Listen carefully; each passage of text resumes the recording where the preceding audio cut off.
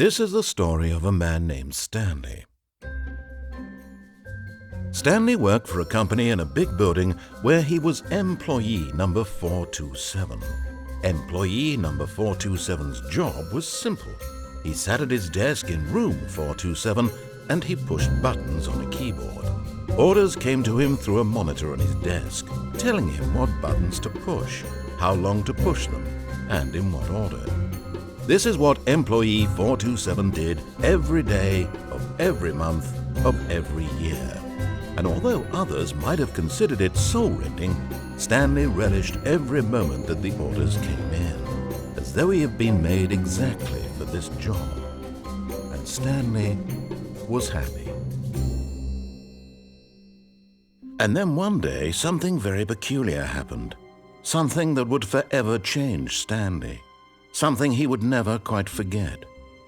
He had been at his desk for nearly an hour when he realized that not one single order had arrived on the monitor for him to follow. No one had showed up to give him instructions, call a meeting, or even say hi.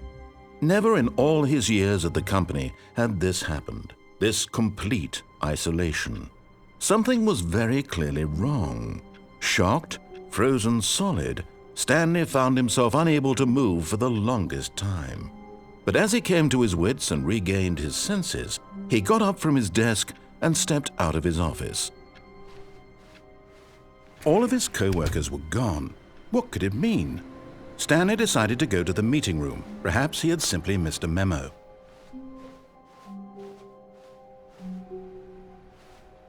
Stanley picked up the bucket.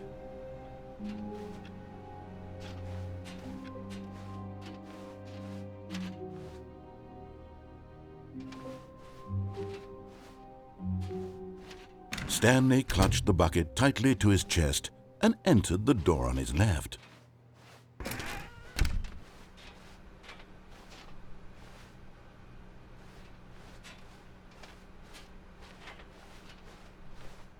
Still no one was here.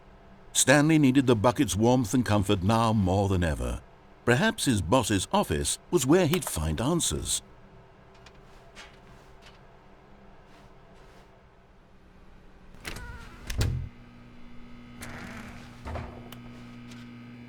Oh, Stanley, can you feel it? The broom closet. It wants the bucket. You can feel that, can't you? The aura of jealousy? It's as clear as day. This broom closet believes it deserves the bucket. I can really feel it now. It's a bucket. It belongs in a broom closet. That's what the broom closet is trying to say here. It's supposed to go with the other cleaning supplies. Good for you, Stanley. Don't give in. Don't hand over the bucket. I know how hard it must be, given the pressure that the broom closet is putting on your shoulders right now, but you have to be strong. This is your bucket. This is your companion and lifelong friend. You can't hand it over. Oh no.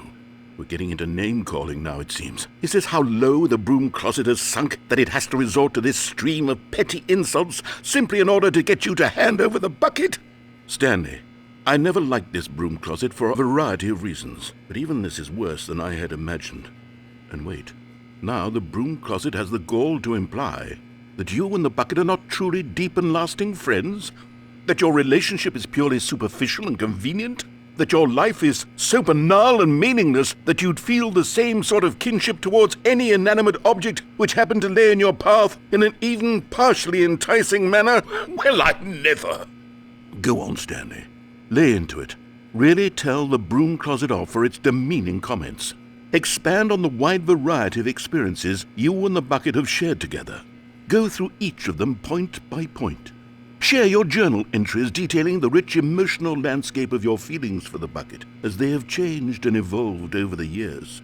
Let him have it.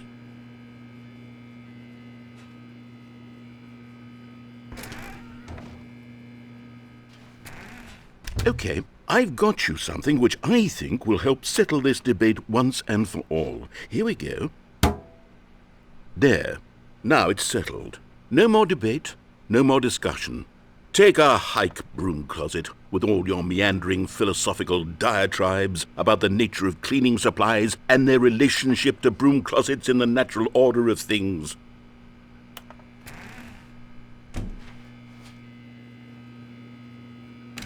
All right, I've got a second sticker back here, and I'm going to slap it on as well because I think it's appropriate. You see? I feel that it works because the sticker is also a bucket. That way, if you're ever unsure whether the thing you're holding is a bucket or not, you can look down at this sticker and say to yourself, "Ah, it's a bucket." There really is a wide variety of applications for this sticker. Coming to a staircase, Stanley and the bucket walked upstairs to the boss's office.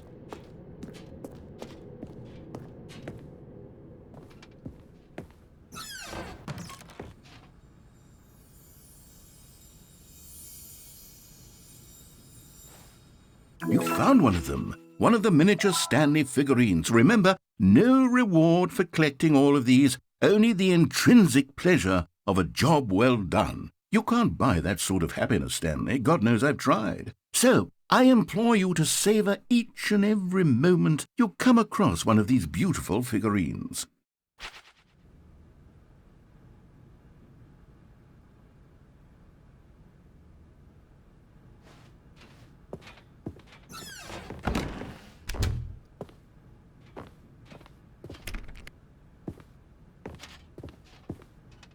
Stepping into his manager's office, Stanley was once again stunned to discover not an indication of any human life. Crushed by the weight of this revelation, Stanley may have broken down into an emotional dumpster fire if not for the soothing presence of the bucket. Even now, in his darkest of hours, did the bucket's warmth and guiding light pierce the dark clouds of confusion and chaos. It would be with him always. The bucket would, and he knew it. The two of them were inseparable. At this point, Stanley was so absorbed in the tender spiritual connection he shared with the bucket that he didn't notice the keypad behind the boss's desk. Nor in his bliss of simply being near the bucket did he have any notion that the PIN number for the keypad was 2845.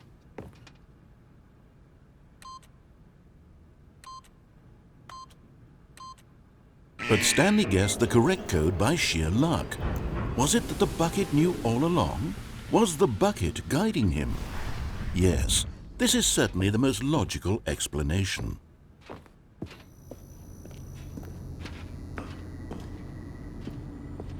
Another miniature Stanley figurine. This, there really must be a snappier name for these things. What about mini-stands? Stanley figs? What about Stanlerines? Yes, I think I like that. Another Stanlerine under your belt.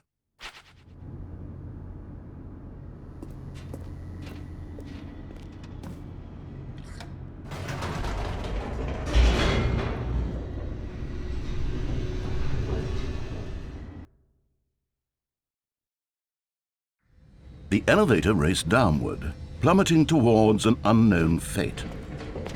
It would be all Stanley could do to keep himself together, if not for the bucket. Soothing him, comforting him, reassuring that in this darkest moment of uncertainty, he would be all right. The bucket is here for you, Stanley. Everything will be fine.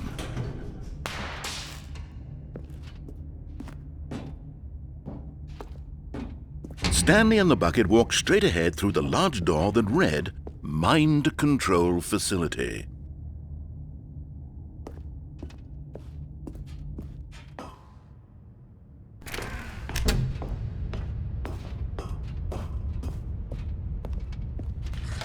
The lights rose on an enormous room packed with television screens. What horrible secret did this place hold? Stanley and the bucket both wondered to themselves.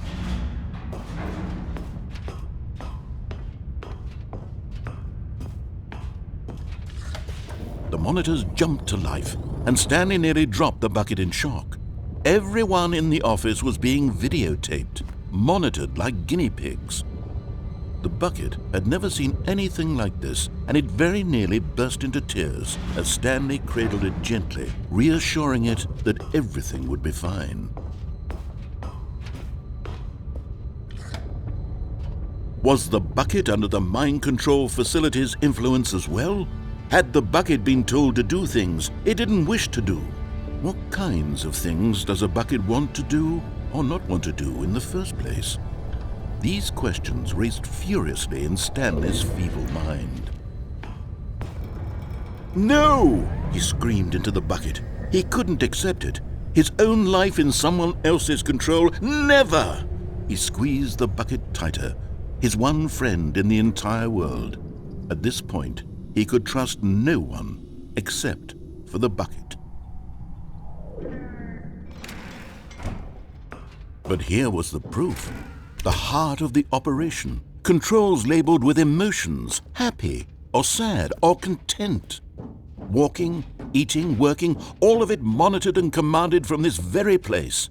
And as the cold reality of his past began to sink in, Stanley decided that this machinery would never again exert its terrible power over another human life.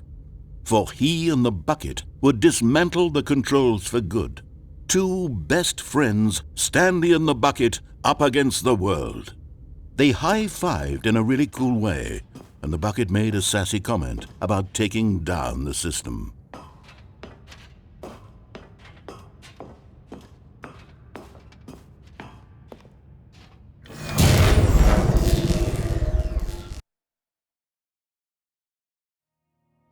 Stanley and the bucket waited in blackness.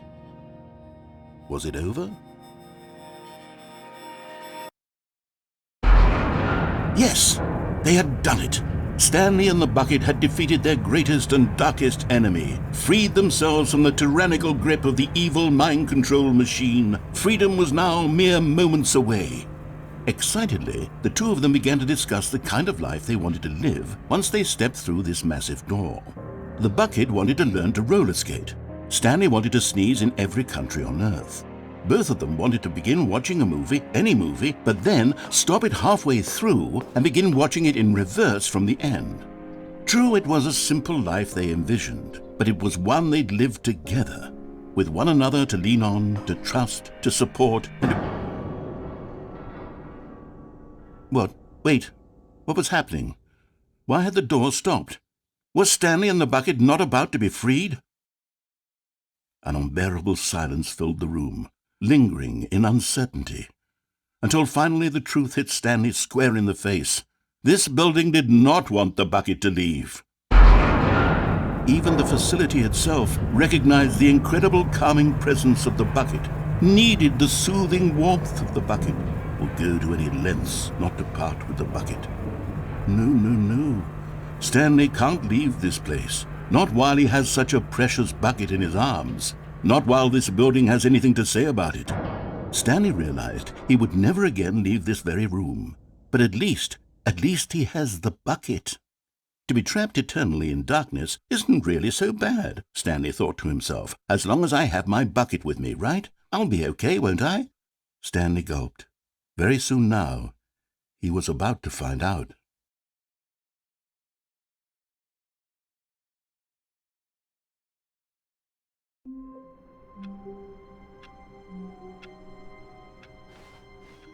All of his co-workers were gone. What could it mean? Stanley decided to go to the meeting room. Perhaps he had simply missed a memo. No matter how hard Stanley looked, he couldn't find a trace of his co-workers.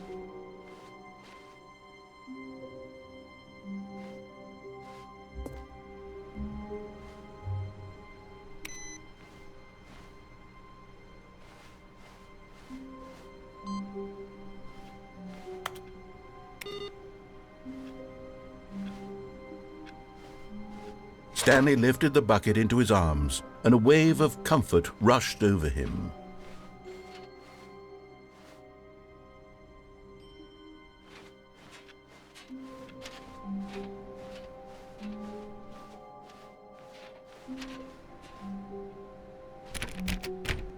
Oh, please. Are you really just doing this for the trophy? Click a door 5 times? Is that all you think a trophy is worth? No. I can't just give these merits away for such little effort. A measly 5 clicks? Now, suppose you were to click the door 20 times. I would say that's the kind of effort that warrants recognition.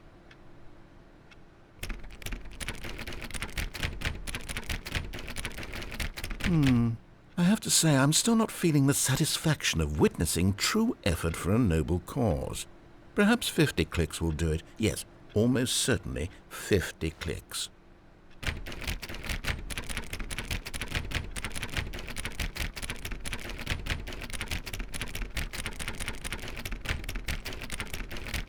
No, I'm still not feeling it. I want this trophy to have meant something. It has to be a true reward for valiant effort. I want to see some hustle, Stanley. I want to see commitment, a willingness to go all the way no matter the cost.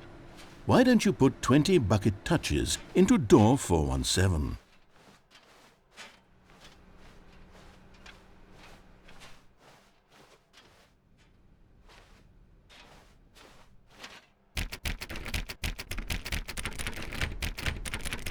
Okay, great. Now, go touch the bucket on door 437 a few times.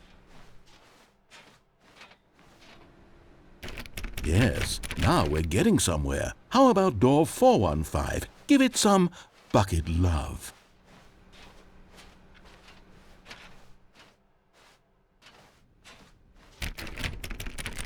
Now back to door number 437.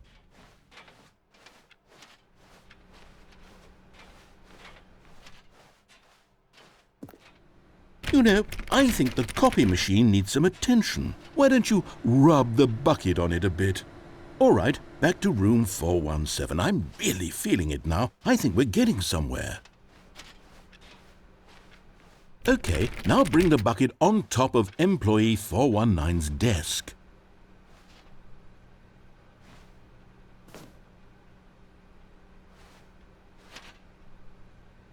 Yes, this is great. Now the bucket knows exactly what it's like to be employee 419. Now, let's introduce it to door 416.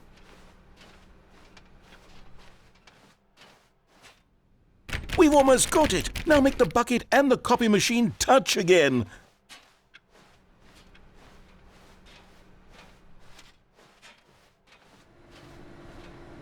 Finish it off, Stanley. 5 touches of the bucket on door 430. Yes! We did it! Wow! That felt amazing. You know, not all buckets will get this kind of experience.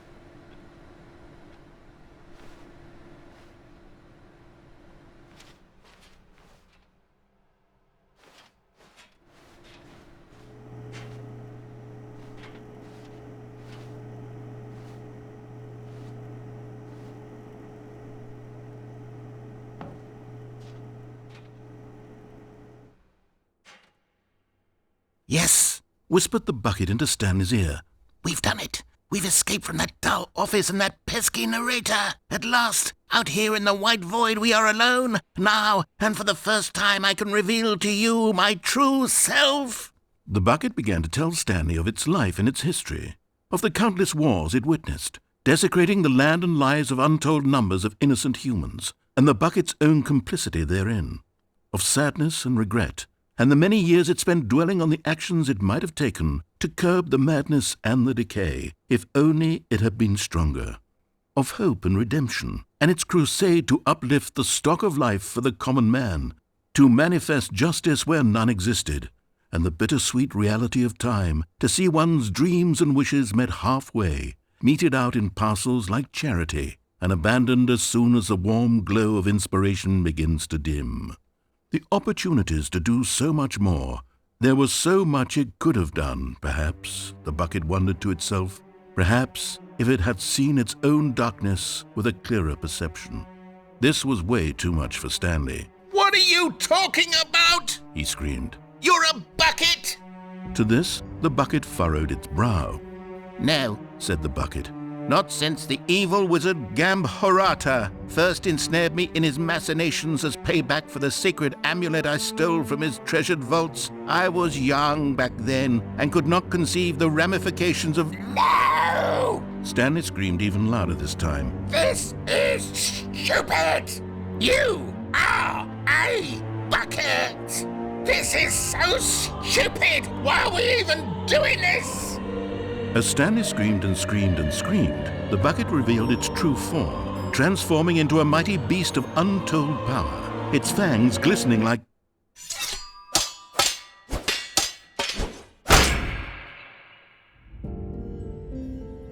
God, Stanley, you did it. You saved us from the bucket. Thank God you already had all 12 emblems of sages and knew the incantations to summon their true power. Otherwise, we would have easily been overwhelmed by the bucket's power. I'm speechless. You've demonstrated such bravery here today. Come, let's restart the game, and we'll agree to never again go trifling with this bucket, nor the dark magic cast away inside of it.